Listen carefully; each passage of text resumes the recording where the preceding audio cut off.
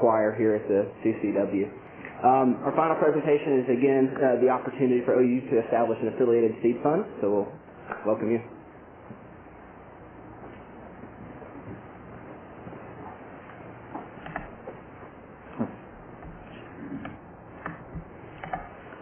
Well, good evening. Thank you all for coming out and braving the weather. We have a very exciting opportunity to share with you all, and my name is Ben Stewart. I'm an international business entrepreneurship and Spanish senior from Tulsa. And I'm Ryan Smith. I'm an engineering physics major, and I'm from Houston. My name is Marina Barrientos, and I'm an economics senior, and I'm from Bolivia. And so my teammates and myself, along with our mentor, Dr. William Paiva, who has been a great help to helping us draw plans up for the seed fund, are going to share with you a little bit about what a seed fund would do for the university. As you've heard from the past two teams, there are some very exciting technologies being developed within the university, and each of which could have benefited greatly from an influx of capital. These are some of the spin-off companies, just a few of the spin-off companies coming out of the university currently, and we would like to help see a seed fund be developed to further develop more technologies on campus. What is a seed fund? A seed fund provides early stage funding for new technologies.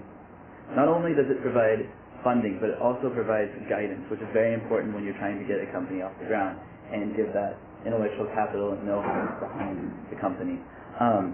The OU Seed Fund will provide capital and guidance to developing technologies within the OU community, and this is faculty, staff, students, alumni of the like. In turn, this will create an economic engine for growth within the state. And if we want to become a leading research institution, we must put our money where our mouth is and fund these technologies that are coming out of the university. When creating new technologies, timing is critical. It's kind of like a race, and currently we are falling behind due to this lack of capital. For the university, as I said earlier, to become a research leader, we cannot allow the technology to sit on the shelf. We have to be out there and proactive in funding the technologies that we have. And a seed fund will provide just that. It will be an entity, a one-stop shop, so to speak, where these technologies can be funded and great help to the inventors that we are surrounded by tonight. Currently, this is how a technology coming out of the university may look, the time span. We have great ideas, and then there comes a critical juncture where the technology must be funded. And currently that takes quite a bit of time. It's a virtual roadshow of going out and trying to, deal by deal, get the technology funded. And then the commercialization can resume after the technology has been funded. Whereas we see in a comparison by a company in the private sector, where the technology may have even come about later, but there is a plan drawn out for how that technology will be funded. And it may take a few months, but the technology ultimately resumes quicker than the way the university currently has set up for that. And with the seed fund, we can see that the technology comes along, and then within a matter of weeks or even a month, a management team can decide whether this is a viable technology, and the commercialization can resume. So therefore, the technology gets to market faster, and it's like the race where we end up winning. So it's a powerful slide to see how that would happen. This is how a seed fund might work. Bringing together the capital, the people, along with the investment opportunity, we'd like to look at this as a partnership, and a way for the inventors and the capital to come together with a management team to build a company and take it from the idea stage all the way to commercialization. And this would be a great way to do that with the OU Seed Fund. With the help of the Seed Fund, the company will be helped to get off the ground, and along with the intellectual capital and the physical capital, such events may occur, such as prototyping, proof of concept, initial marketing, etc., therefore helping to get the company to continue on its commercialization pace. Now, Ryan will talk a little bit more about the capital. And as Ben mentioned, capital is a very important aspect for a company as far as getting started, getting off the ground. And the traditional avenue for finding that capital is venture capital firms. However, there's a problem. Most venture capital firms do not focus on funding startup or seed stage companies. I can see here those companies account for less than 3% of the overall monies spent by these venture capital firms. They tend to focus more on the later and expansion stage companies. And as you can see, over the last 6 or so years, they're becoming even more focused on the later stages. However, their focus on the startup and seed fund stages continues to be small. And so this means that there's a lack of capital for traditional startup companies. In addition to that problem, there's also a problem here in Oklahoma. Most venture capital firms focus their monies on the coast, in California, Massachusetts, New York, and North Carolina. This is a graph just depicting 3 of those states, California, Massachusetts, and Oklahoma. And as you can see, Oklahoma accounts for less than 0.1% of all of the investment provided by these venture capital firms. So companies started here in Oklahoma get hit twice, doubly hard. One, because there's a lack of money at the startup or seed stage, and second, because there's just not a lot of money here in this region of the country. And so this lack of funding for startup and seed stage companies creates a funding gap between the available commercialization opportunities and the money to market those. Here at the University of Oklahoma, we have university-wide support of technology development that adds value to these commercialization opportunities. Related to that, we have the continued success and growth of the Office of Technology Development that, again, adds value to our commercialization opportunities. We also have continued expansion of our research enterprise across all campuses of the University of Oklahoma. As you can see from the building that we're sitting in right now, this is very prominent and happening very quickly, and again, adds value. And finally, we have the addition of hundreds of endowed chairs to our research department. And all of this creates a growing bubble of commercialization opportunities here at the university. But there is no financial outlet for these opportunities to reach the marketplace. And that's where a seed fund would come into play. Now you might be wondering, what sort of technologies do we have available here at the university? Currently we have 122 available technologies that have been patented in a variety of sectors, including medical, engineering, computer, nanotechnology, and a few others.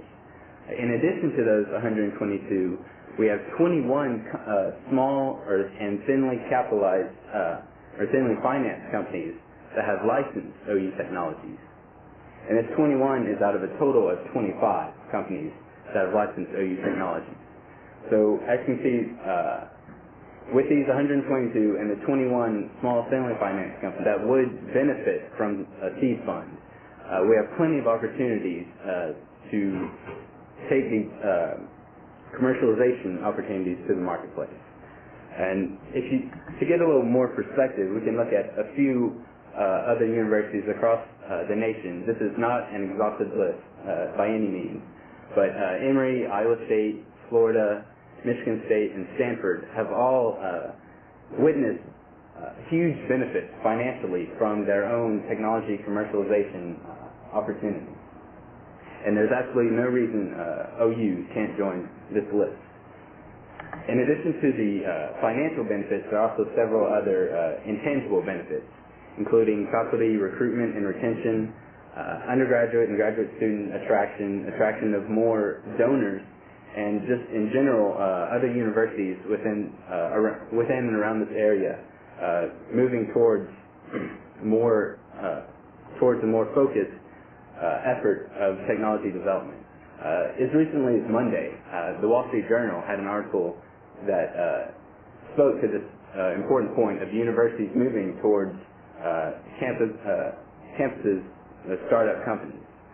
And so there's a lot of benefit to be had by having a seed fund. And so our effort as the seed fund team was to take those benefits, come up with a model that we can use. The methodology that our group employed in order to elaborate our final recommendations consisted of a series of steps. We started by benchmarking the best practices from important institutions in the field who have already gone through the process that OU is about to start. These institutions include the U Ventures Fund in Utah, the University of Minnesota, and the Louisiana Fund 1. I've conducted over 20 interviews, both inside and outside the university. And it's very gratifying for us to see many of our interviewees with us tonight. Thank you very much on behalf of our group and the CCEW as well. Inside the university, we interviewed a series of stakeholders, including the Office of Technology Development, members of the Legal Council, the Research Cabinet, and the OU administration. We also interviewed the main customers of the OU seed funds, who are the OU entrepreneurs. We conducted interviews to experts outside the university, such as members of OCAS and the Kaplan Foundation. Furthermore, we conducted research on models, on seed fund models in place right now. The most important thing to be aware of when talking about the seed fund models is that only a seed fund embedded in OU, a standalone model, guarantees a complete focus on university technologies and on university objectives. So as the scope of the fund broadens, there will be a trade-off between this absolute focus in the university and regional growth, cooperation, and recognition. The functional tool we employ in order to find the best model for OU consisted on crossing the most important university objectives with the different models available. The objectives surfaced from the OU interviews that we conducted, and they include that the seed fund should foster technology development inside the university. The economics of the seed fund should be market-driven. The deals should be based on strong and objective fundamentals. Our seed fund should count on the expertise of people both inside and outside the university. And the seed fund should guarantee a contribution to the long-term economic development of Oklahoma. After ranking each model according to its potential to satisfy each one of these objectives, our tool yielded that the best model to implement our seed fund is the standalone model embedded inside the university. So a summary of the recommendations of our group for the implementation of the OU seed fund include that first, only technologies with a meaningful commercialization potential should be funded. Also, the OU seed fund should be a for-profit endeavor in order to guarantee an effective management process. The seed fund should be embedded in OU to start with, so it should be administered by an office inside the university. Moreover, the manager of the fund should be an investment professional, coming preferably from the private sector.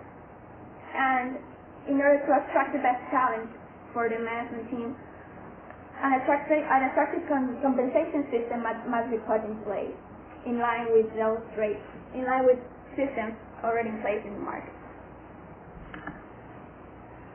So as you can see by this chart, we look for 4 main sources of capital for the seed fund: OU donors, other high net worth individuals, institutional investors, who might include private foundations, and also state organizations. And we foresee 2 different types of investments. One as a tax-free donation per se to the seed fund, which would be in the name of a gift, or also an investment like any other private investment would be, where the returns would end up with the initial investors.